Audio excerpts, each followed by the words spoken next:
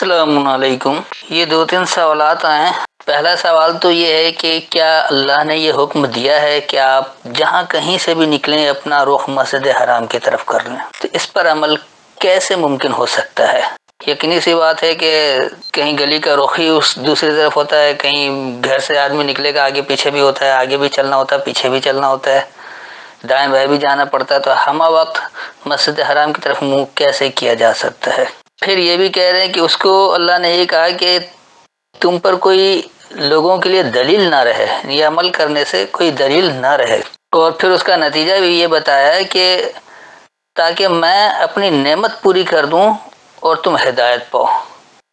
تب ہمہ وقت اگر کوئی اپنا منہ مسجد حرام کی طرف کر ہی نہیں سکتا تو وہ لوگوں کے لیے دلیل کیسے نہیں رہے، اور پھر وہ اللہ سے کیسے ڈرے، اور نعمت کس طرح سے مکمل اور ہدایت کیسے پائے؟ اس کے بعد دوسرا سوال یہ ہے کہ قرآن میں یہ بھی موجود ہے کہ تم میں ہی سے ایک رسول تم میں بھیجا ہے۔ اب آج اگر ہم لوگ پڑھ رہے ہیں تو ہم میں کون رسول ہے؟ کیونکہ اللہ صاف لفظوں میں کہہ رہا ہے کہ تم میں ایک رسول تم میں سے بھیجا ہے، تو رسولوں کا تو سلسلہ ہی ختم ہو گیا۔ یہ آیت کس طرح قابل عمل ہے؟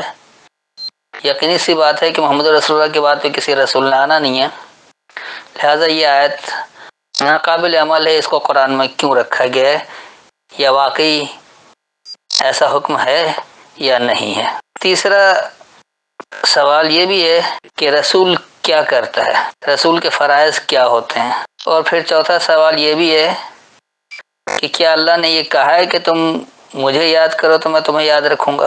اگر کوئی اللہ کو یاد نہیں کرتا ہے تو کیا اللہ اسے یاد نہیں کرتا؟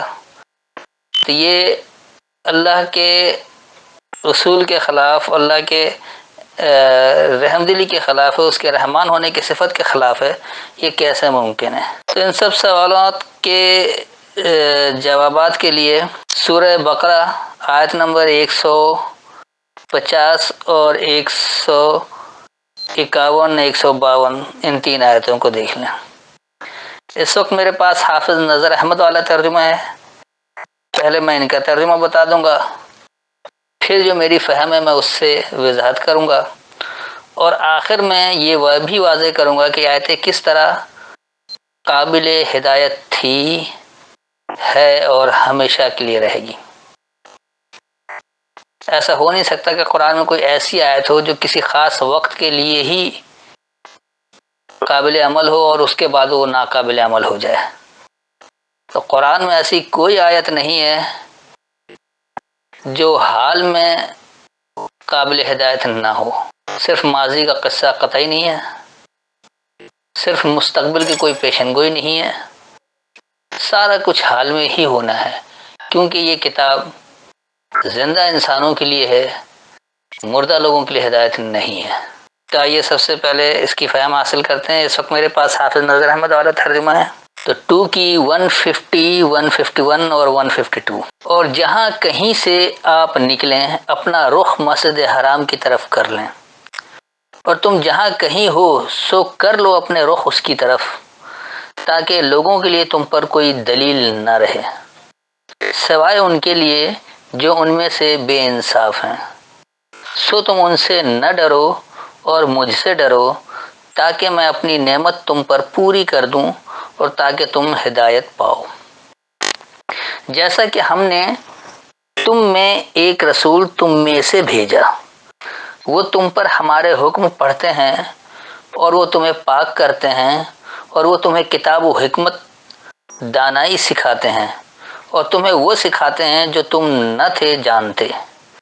سو مجھے یاد کرو میں تمہیں یاد رکھوں گا، اور تم میرا شکر کرو اور میری ناشکری نہ کرو۔ یہ ہے وہ قبول عام ترجمہ جو آج کے مسلمان فوقیت دیتے ہیں اور ان تراجم سے باہر نکلنے کو تیار نہیں۔ بے شک اللہ جھوٹا ہو جائے، اللہ پر الزام آ جائے، رسول پر الزام آ جائے، لیکن اکابرین پر الزام نہیں آنا چاہیے۔ جو کچھ ان کی من گھڑت حدیثیں بتا چکی ہیں اس کے خلاف نہیں جانا چاہیے، بے شک اللہ کے خلاف بات ہو جائے۔ حالانکہ اللہ نے اسی لیے کتاب سمجھنے کے لیے کہیں یہ شرط نہیں رکھا کہ اپنے اکابرین سے پوچھ لو، اپنے بڑوں سے پوچھ لو، یا جیسے ہوتا چلا آ رہا ہے اس کی بات کر لو۔ اللہ نے ہمیشہ جھنجھوڑا ہے، تدبر کیوں نہیں کرتے، تفکر کیوں نہیں کرتے، عقل کیوں نہیں استعمال کرتے، علم کیوں نہیں حاصل کرتے؟ کہیں اللہ نے یہ نہیں کہا کہ پچھلوں سے پوچھ لینا۔ بہرحال میں بحث کو طول دینے کا عادی نہیں ہوں اور نہ زیادہ الجھنے کا قائل ہوں۔ حقیقت میں یہ آیتیں کیا فہم دے رہی ہیں اس کو سمجھتے ہیں تو آپ کے ذہن میں، آپ کے خیالات میں جو کچھ بھی سوالات ابھر رہے ہیں یا جو خلفشار ہے وہ ختم ہونا چاہیے تاکہ آپ بھی ہدایت پر عمل کر سکیں۔ تو آئیے دیکھتے ہیں یہاں بات کیا ہو رہی ہے۔ وَمِنْ حَيْثُ، اور جہاں سے، خرجتا تم نکلو، فولی وجہ کا، اس میں مادہ جو ہے وہ واو لام کا ہے اور فے جو ہے وہ حرف جار ہے، اور وجہ کا، وجہ توجہ کو کہا جاتا ہے۔ یہاں انہوں نے بھی رخ کر دیا ہے، چہرہ نہیں لکھا، ورنہ عمومی طور پر یہ جو مروجہ تراجم ہے اس میں چہرہ لکھا ہوتا ہے وجہ کا ترجمہ۔ تو تمہاری توجہ پلٹے، پلٹنا ہے ول کا، بس پلٹے تمہاری توجہ شطر المسجد الحرام، یہ پورا ایک ہی لفظ ہے، الگ الگ نہیں ہے۔ شطر کہتے ہیں سمت کو، مسجد فرمانبرداری کی جگہ کو، اور حرام چھوڑے ہوئے کو، تو چھوڑی ہوئی فرمانبرداری کی سمت۔ وحیث ما کنتم، اور جہاں تم ہو، جہاں کہیں تم ہو، فولوا وجوہکم، پس پلٹے تمہاری توجہ شطرہ، اس کی سمت، لئلا، تاکہ نہیں، یکونا، یہ ہو، للناس، لوگوں کے لیے، علیکم، تم پر، حجتن، حجت ہے، یعنی بحث برائے دلیل ہے۔ حج اس کا مادہ ہے، اور حج کہتے ہیں ایسی حجت کو جس میں صرف دلیل سے بات کی جائے، بغیر دلیل یا بحث برائے بحث کو نہیں۔ جو بغیر سوچے سمجھے ٹانگ اڑاتے رہتے ہیں اور ہر بات میں کیڑے نکالتے رہتے ہیں، ان کے پاس دلیل کوئی نہیں ہوتی۔ تو حجت جو ہے اس، یعنی حج کو کہا جاتا ہے جہاں صرف دلیل سے بحث ہوتی ہے۔ الا الذین ظلموا منہم، صرف وہ لوگ ان میں سے جنہوں نے ظلم کیا۔ فلا تخشوہم، پس تم ان سے خوف نہیں کھاؤ، ان سے لرزو نہیں۔ خشیہ لرزنے کو کہا جاتا ہے خاص طور پر، اس معنوں میں ڈر بھی آتا ہے کہ خوف سے لرزنا۔ تو وخشونی، اور مجھ سے ڈرو۔ وَلِأُتِمَّ نِعْمَتِي، اور میں مکمل کرنے کے لیے ہوں اپنی نعمت، علیکم، تم پر، وَلَعَلَّكُمْ، اور تاکہ تم، تہتدون، تم ہدایت حاصل کر لو، ہدایت پاؤ۔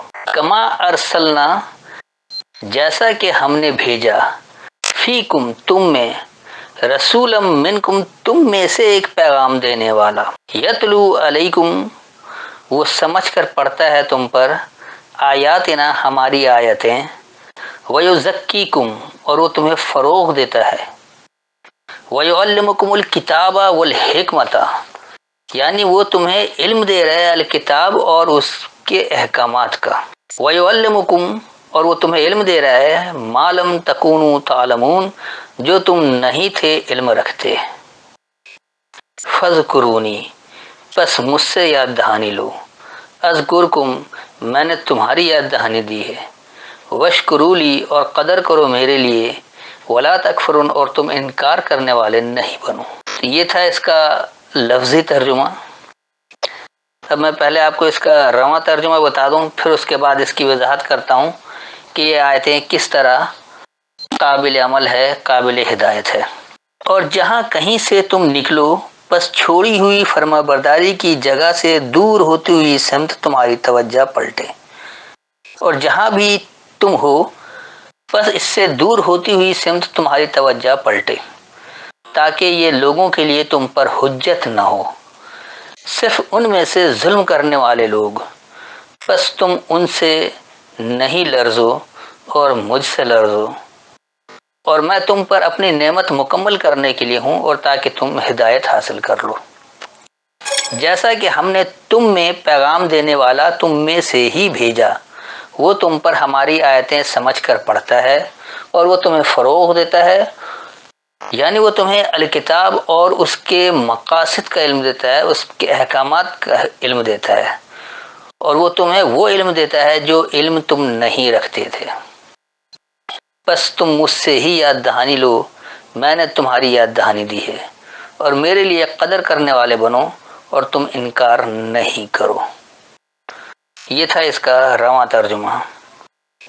اب آئیے اس کو دیکھیں کہ یہ کس طرح قابل ہدایت ہے، قابل عمل ہے، پہلے بھی تھی، آج بھی ہے اور قیامت تک رہے گی۔ یہاں جو پہلی بات اللہ کہہ رہا ہے کہ اور جہاں کہیں سے تم نکلو۔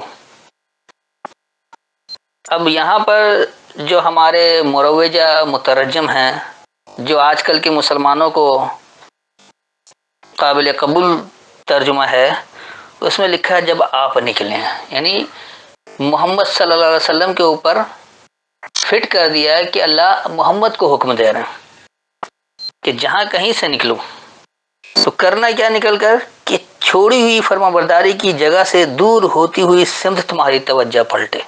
شطر جو ہے وہ دور ہوتی ہوئی سمت ہے، تو یہ جہاں کہیں بھی نکلے، یعنی یہ اللہ نے حکم دیا محمد کو کہ جہاں کہیں سے نکلو بس چھوڑی ہوئی فرما برداری کی جگہ سے دور ہوتی ہوئی سمت تمہاری توجہ پلٹے۔ اگر یہ مسجد حرام کی طرف رخ ہوتا، اور جو ہمارے یہاں مروجہ طور پر جس کو مسجد حرام قرار دے دیا گیا ہے، تاریخی طور پر جس کو مسجد حرام کا نام دے دیا گیا ہے، اگر واقعی اس کا حکم ہوتا تو اللہ کو اس کا نقشہ دینا چاہیے تھا تاکہ ہر ایک کو پتا ہو کہ مسجد حرام ہے کہاں، اس کی طرف رخ کرنا۔ ایسا تو ہے ہی نہیں۔ یقینی سی بات ہے کہ جو بھی اللہ کا پیغام دینے والا ہے وہ جہاں کہیں سے بھی نکلے گا تو اس کی توجہ ہمیشہ اس دور ہوتی ہوئی سمت ہے جہاں سے انہوں نے فرما برداری کو چھوڑ دیا ہے، اسی فرما برداری کی جگہ اسے پلٹنا ہے، جو اس سے دور ہوتی سمت ہے اس سے قریب ہونا ہے تاکہ اللہ کے احکامات پر عمل کیا جا سکے۔ تو بنیادی طور پر یہ ایسی کوئی جگہ نہیں ہے، کوئی عمارتی ڈھانچہ نہیں ہے جس کو یہ نام دیا گیا۔ اللہ کے احکامات کی فرما برداری اختیار کرنے کے لیے توجہ کہاں دینی ہوتی ہے؟ اللہ کے احکامات کی طرف، اور اللہ کے احکامات اللہ کی کتاب میں ملتے ہیں، کہیں اور نہیں۔ تو اسی لیے اللہ کہہ رہا ہے جہاں کہیں سے تم نکلو، یعنی آپ نے کسی بھی کتاب کو اپنی توجہ کا مرکز بنا رکھا ہے اللہ کی کتاب کے علاوہ، تو آپ وہاں سے نکلیں گے، کیونکہ اگر اللہ کی فرما برداری اختیار کرنا تو آپ اس کتاب سے نکلیں گے، ان ہدایات کی روشنی سے نکلیں گے جو غیر اللہ کی ہدایات ہیں۔ تو وہاں سے جب آپ نکلیں گے تو آپ کی توجہ کدھر ہوگی؟ اس چھوڑی ہوئی فرما برداری کی جگہ سے جو دور ہوتی ہوئی سمت پر جا چکی ہے۔ تو اصل فرما برداری اللہ کی کتاب سے حاصل کرنا ہے، تو یہ ہے وہ فرما برداری کی جگہ جس کو چھوڑ رکھا ہے اور اس سے دور ہوتے چلے جا رہے ہیں، کیونکہ قرآن کو سمجھنے کے لیے غیر اللہ کے کلام کا سہارا لیا جا رہا ہے، اور جہاں اللہ کے کلام کو سمجھنے کے لیے غیر اللہ کے کلام کا سہارا لیا جاتا ہے تو آپ کی توجہ اس سے دور ہو جاتی ہے۔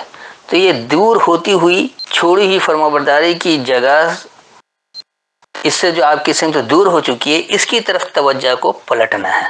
تو ایک تو یہ پہلا حکم اس کو ہے جو کوئی براہ راست اللہ کی ہدایت کو سمجھ رہا ہے، اس لیے اللہ نے خرجتا کہا، اللہ نے خرجن محمد نہیں کہا۔ جو پڑھ رہا آج وہ مخاطب ہے کہ جب تم نکلو، یعنی جب تم کسی کتاب کو اپنا قبلہ بنا رکھے ہو، کسی کتاب کے ذریعے اسی نظریے کو لے کر چلنا چاہتے ہو، اس نظریے کے تحت حکومت قائم کرنا چاہتے ہو، اس نظریے کے تحت ہی معاشرہ بنانا چاہتے ہو، تو سیدھی سی بات ہے کہ جب اللہ کی فرما برداری کی طرف آنا چاہتے ہو تو ان تمام جگہ سے نکلنا پڑے گا، ان کتابوں سے، ان نظریات سے، ان مقاصد سے، جو کچھ اس میں دیا گیا، جہاں کہیں سے بھی لے رہے ہوں، چاہے کسی کتاب سے اخذ کر رہے ہو یا کسی شخصیت کو دیکھ کر اس کتابیں کر رکھے ہو، تو وہاں سے آپ کو اپنی توجہ ہٹانی ہوگی، اور کدھر ہٹانی ہوگی؟ جو اصل توجہ ہٹانا ہے، جہاں فرما برداری کی جگہ اپنانی ہے، اس سے آپ کی سمت دور ہو چکی ہے، اس طرف پلٹنا ہے، خالص قرآن کو پکڑنا ہے۔ جس قرآن کو اللہ نے ہدایت کہا ہے، اس کو آپ نے چھوڑ رکھا ہے اور آپ کی توجہ کسی اور طرف پلٹ گئی ہے، تو اس طرف آنا ہے۔ اس کے بعد پھر اللہ کہہ کہ وَحَيْثُ مَا كُنْتُمْ، اور جہاں کہیں تم ہو، یعنی ایک تو وہ شخص جو پڑھ رہا ہے وہ ہو گیا، اب اگر وہ عام لوگوں کو سمجھا رہا ہے، اب جو کوئی بھی اس کے سامنے آ جاتا ہے تو اسے بھی یہ عام حکم ہے کہ جہاں کہیں تم ہو بس پلٹو اپنی توجہ کو اس دور ہوتی ہوئی سمت سے۔ تو اب ہر وہ شخص جو اللہ کے احکامات کو سمجھنے کے لیے اللہ کی کتاب کو کھول لیتا ہے، وہ جہاں کہیں بھی ہو، تو اس کی توجہ اس سے جو دور ہوتی ہوئی سمت ہے، اس سے پلٹنا ہے۔ پلٹنا کہاں ہے؟ اللہ کی کتاب کی طرف۔ اسی لیے آگے اللہ کہہ رہے کہ لِأَلَّا يَكُونَ لِلنَّاسِ عَلَيْكُمْ حُجَّةٌ، تاکہ لوگوں کے لیے یہ تم پر حجت نہیں ہو۔ لوگ یہ کہیں گے کہ تم کہاں پلٹ رہے ہو، کس طرف لے کر جا رہے ہو، کون سا نظریہ لے کر آ رہے ہو، کیا کرنا چاہ رہے ہو؟ تو بتائیں گے ہم اللہ کے فرما بردار ہو رہے ہیں، ہم نے اللہ کی کتاب کی طرف اپنا توجہ کر دیا، جو ہم اس سے کافی دور ہو چکے تھے، اب ہم نے اپنے آپ کو پلٹ لیا اس کتاب کی طرف، کیونکہ اللہ کی کتاب آخری حجت ہے، اس کی آگے کسی کی دلیل نہیں چلے گی۔ اللہ کی کتاب وہ اتھینٹک دلیل ہے کہ اس کے آگے تمام دلیلیں ہیچ ہے۔ اگر اس کی بات آ جاتی تو ہر ایک کو ردی کی ٹوکری میں پھینکنا پڑے گا، صرف اللہ کی بات کو ماننا ہوگا۔ لیکن ہمارے یہاں ہوتا یہ ہے کہ لوگ اس سے الٹ چل رہے ہیں۔ اللہ کی خالص بات اس کے قرآن کی آیتوں کے ذریعے جب سامنے آتی ہے تو یہ اسے حجت بنانے کے بجائے اس پر اپنے اپنے جن اماموں کے پیچھے چل رہے ہیں ان کی باتوں کو سامنے لانا چاہتے ہیں، چاہے وہ حدیثوں کے نام پر ہو، سنت کے نام پر ہو، یا اماموں کے اقوال کے نام پر ہو، یا کسی بھی کے نام پر ہو۔ تو وہ اللہ کی کتاب کو حجت بنانے کے بجائے غیر اللہ کی کتاب کو حجت بناتے ہیں۔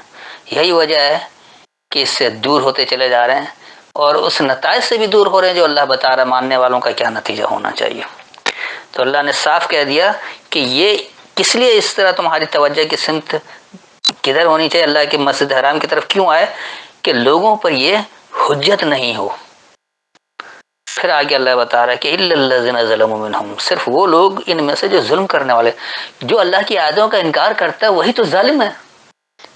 تو جو اللہ کی آیتوں کا انکار کر دے تو یہ ظالم لوگ تو ظالم ہی رہیں گے، وہ تو نہیں پلٹیں گے، وہ نہیں آئیں گے اللہ کے احکامات کی طرف، اللہ کی آیتوں کی طرف ہرگز نہیں آئیں گے۔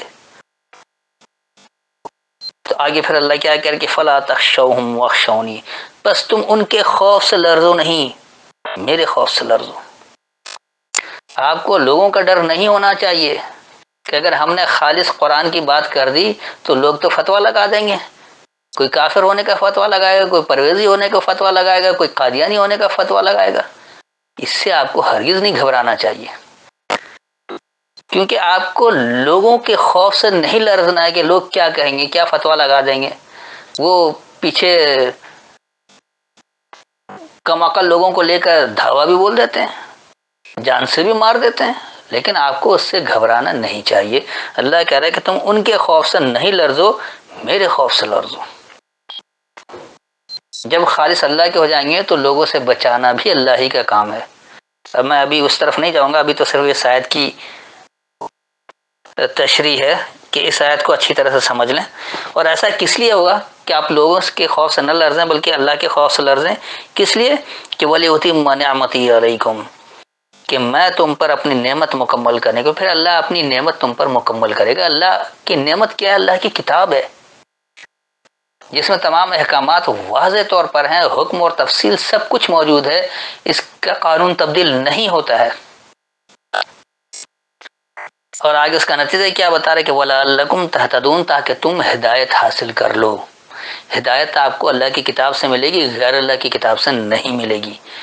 تو اللہ کی نعمت، اللہ کی کتاب آپ پر مکمل ہوگی اور آپ اس سے ہدایت حاصل کر لیں گے۔ کب؟ جب آپ خالص اللہ سے بچنے والے بنیں گے، اللہ کے خوف سے لرزنے والے ہوں گے، لوگوں کے خوف سے لرزنے والے نہیں ہوں گے، اور آپ دلیل اور حجت بھی بنائیں گے تو اللہ کی کتاب کو بنائیں گے، اور آپ اپنی اس چھوڑی ہوئی فرمانبرداری کی جگہ سے جو دور ہوتی ہوئی سمت ہے، اس سے آپ پلٹیں گے اپنی توجہ کو اللہ کی فرمانبرداری کی طرف۔ اور ایسا ہوگا کیسے؟ اب آگے اللہ اس کی مزید وضاحت کر رہا ہے کہ کما ارسلنا فیکم رسولا منکم، جیسا کہ ہم نے تم میں سے ایک پیغام دینے والا بھیجا۔ ہر قوم میں کوئی نہ کوئی ایک سمجھدار آدمی آتا ہے، وہ اللہ کی آیتوں کو سمجھتا ہے اور وہ اپنی قوم کو بتاتا بھی ہے، لوگوں کو دیتا بھی ہے۔ اور بات ہے کہ لوگ اس پر توجہ نہ دیں، لوگ فتویٰ بازی کر کے نکل جائیں اور اس کو دیوانہ قرار دے دیں، یا اسے بڑکے مارنے والا کہہ دیں، یا اسے یہ طعنہ دے دیں کہ اسے عربی زبان کے اسلوب کا پتہ نہیں ہے، اس کو عربی قواعد گرامر کے نہیں پتہ ہے، اسے شان نزول کا نہیں پتہ ہے، اسے سیاق و سباق کا نہیں پتہ ہے۔ تو یہ سب الزام تراشی ہے۔ سیاق و سباق کی آیتیں بتائیں گی، آپ کے خیالات نہیں، شان نزول کوئی نہیں ہے۔ اگر ایسا ہوتا تو اللہ کی کتاب صرف ماضی کی کتاب ہوتی کہ وہاں جو واقعات ہوئے اس کے مطابق نازل ہو گیا۔ آج کے واقعات کے پہلے والے دور سے قطعی کوئی مقابلہ ہی نہیں ہے، تو آج کے لیے تو یہ ناقابل ہدایت کتاب ہو گئی۔ آج موبائل اور نیٹ کا زمانہ ہے، اب اس بارے میں تو کوئی ہدایت ہی نہیں ہے اس زمانے کے لحاظ سے، تو کیا کریں گے؟ کیا فضول ہو گئی؟ لیکن آپ اگر اللہ کی ہدایت کو سمجھیں گے تو چاہے یہ نیٹ کا دوران ہو یا اس سے بھی مزید ترقی ہو جائے، جب بھی یہ ہدایت دے گی، اس کے اصول ایسے آفاقی ہیں کہ یہ کسی دور میں بھی ختم نہیں ہو سکتا، کسی دور میں بھی ایسا نہیں ہو سکتا کہ اسے لاگو نہ کیا جا سکے۔ تو اس لیے بتا رہا ہے کہ ہم نے تم میں سے ہی ایک پیغام دینے والا تم میں بھیجا ہے۔ ہر قوم کو سمجھانے کے لیے اسی کی زبان میں لوگ آتے ہیں اور اسے سمجھاتے ہیں اللہ کی کتاب کو، جو سمجھ رہے ہوتے ہیں، اور وہ کرتے کیا ہے کہ یتلو علیکم آیاتنا، وہ تم پر ہماری آیتیں سمجھ کر پڑھتے ہیں۔ یتلو جو ہے اتل اس کا مادہ ہے، اور الف تے لام جو اتل مادہ ہے، اتل کا مطلب یہ پڑھنا پڑھانا، سمجھنا سمجھانا، یعنی سمجھ کر پڑھنا، بغیر سوچے سمجھے پڑھنے کو قرا کہا جاتا ہے۔ تو یہاں یہ لفظ نہیں ہے یتلو علیکم آیاتنا کہ وہ تم پر ہماری آیتیں سمجھ کر پڑھتا ہے، اور ایسا کیوں کرتا ہے کہ وَيُزَكِّيكُمْ، وہ تمہیں فروغ دینا چاہتا ہے، تمہاری نشو و نما کرنا چاہتا ہے۔ یہ 2.5% زکوٰۃ دینے والی بات نہیں ہے۔ پھر وَيُعَلِّمُكُمُ الْكِتَابَ وَالْحِكْمَةَ، یعنی وہ تمہیں علم دیتے ہیں الکتاب اور اس کے مقاصد کا، اس کے احکامات کا۔ یہ حکم کیوں دیا گیا ہے؟ الکتاب میں اگر کوئی حکم ہے تو اس کا مقصد کیا ہے؟ تو حکمت جو ہے اس کو نہیں کہا جاتا کہ بڑی چالاکی اور عیاری کے ساتھ اپنی بات کو گھما پھرا کر کسی کو منوا لیا جائے، ہرگز نہیں۔ بہت صاف صاف واضح احکامات ہیں۔ حکمت کا مادہ بھی حکم سے ہی ہے جس میں احکامات ہیں، یعنی الکتاب اور اس کے احکامات، اور وہ احکامات کیوں ہے، کس وجہ سے ہے، اس کے نتائج کیا ہونے چاہیے، اور نہیں عمل کریں گے تو اس کا نتیجہ کیا ہوگا، یعنی اس کے مقاصد، اس کے غرض و غایت۔ تو وہ تمہیں الکتاب کا علم دے رہا ہے اور اس کے مقاصد بھی بتاتا ہے، اس کے غرض و غایت بھی بتا رہا ہے کہ آیتیں کس طرح ہیں، یہ احکامات جو ہے یہ اس کو کیوں عمل کرنا ہے، اس کے کیا نتائج ہوں گے، اور نہیں کریں گے تو کیا نتائج ہوں گے۔ آگے پھر اللہ بتا دے رہا ہے کہ وَيُعَلِّمُكُم مَّا لَمْ تَكُونُوا تَعْلَمُونَ، اور وہ تمہیں وہ علم دیتا ہے جو تم اس سے پہلے علم نہیں رکھتے تھے۔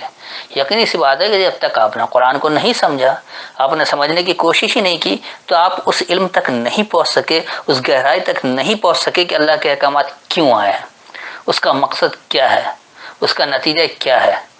ماننے کا اور نہ ماننے کا دونوں نتائج اللہ نے بتا دیے ہیں۔ تو یہ سب کچھ علم جو نہیں تھا اب وہ علم آ جائے۔ جیسے ہی آپ میں سے کوئی ایک پیغام دینے والا آ جاتا ہے اور وہ جب آیتوں کو سمجھ کر پڑھتا ہے تو اس سے نشو و نما ہوتی ہے، اسے فروغ دیا جاتا ہے، اور وہ الکتاب کا وہ علم دے رہا ہوتا ہے کہ اس کے احکامات کیا ہیں، اس کے مقاصد کیا ہے، اس کے غرض و غایت کیا ہے۔ یعنی وہ تمہیں وہ علم دے رہا ہے جو علم تم نے اب تک حاصل نہیں کیا تھا، جو تم نہیں سمجھ پا رہے تھے، آبا و اجداد کی پیروی کی وجہ سے، اکابرین کی اتباع کی وجہ سے، پہلے والوں کی نقالی کی وجہ سے، یا دنیا کی نقالی کی وجہ سے۔ تو پھر آگے اللہ کہہ رہے کہ فَذْكُرُونِی، بس مجھ سے یاد دہانی لو۔ نہیں، یاد دہانی اللہ کے لیے نہیں، اور اللہ کی یاد دہانی اللہ کی کتاب میں موجود ہے، لہٰذا اسی کتاب سے یاد دہانی لینی ہے۔ جب آپ اس کتاب سے ہدایت یاد دہانی لیں گے، یعنی اس کتاب میں ہدایت کیوں لیں گے، اس سے یاد دہانی، اذکرکم، اس میں میں نے تمہاری یاد دہانی دی ہے، بس مجھ سے یاد دہانی لو، میں نے تمہاری یاد دہانی دی ہے۔ اللہ نے اپنی بات نہیں کی، اللہ نے تمہارے لیے یاد دہانی دی ہے کہ تم کرو گے تو تمہیں یہ فائدہ حاصل ہوگا، نہیں کرو گے تمہیں نقصان ہوگا۔ اللہ کا اس میں کچھ نہیں ہے، اللہ کو تو کوئی فرق نہیں پڑتا، آپ اللہ کو مانیں نہ مانیں، اللہ کو کوئی فرق نہیں پڑتا، آپ جو مرضی آئے کہہ لیں، اللہ کے اختیارات میں آپ کچھ بھی نہیں کر سکتے اور نہ کچھ بتا سکتے ہیں، تو لہٰذا یہ قطعی طور پر ممکن نہیں ہے کہ ایسا کچھ ہو سکتا ہے۔ تو پھر آگے اللہ کہہ رہے کہ وشکروا لی، اور قدر کرو میرے لیے، ولا تکفرون، اور تم انکار کرنے والے نہیں ہو۔ تو ایک تو آپ یاد دہانی لیں اللہ سے، اللہ کی کتاب سے یاد دہانی لیں گے، کیونکہ اس میں تمہاری یاد دہانی ہے، اور پھر اس کے لیے قدر کریں گے، یعنی اللہ کے لیے قدر کریں گے کہ اللہ نے آپ کو ایسا بہترین حکم دیا ہے کہ اس کے بہترین نتائج ہیں، بہترین معاشرہ ہے، بہترین ریاست ہے، امن ہے، خوف اور حزن کے بغیر ایک معاشرہ بنے گا، تو اس لیے اس کا تمہیں انکار نہیں کرنا ہے۔ تو میرے خیال میں تمام وضاحتیں ہو گئی ہیں، پھر بھی کوئی تشنگی ہو تو بعد میں سوال کر سکتے ہیں۔ السلام علیکم۔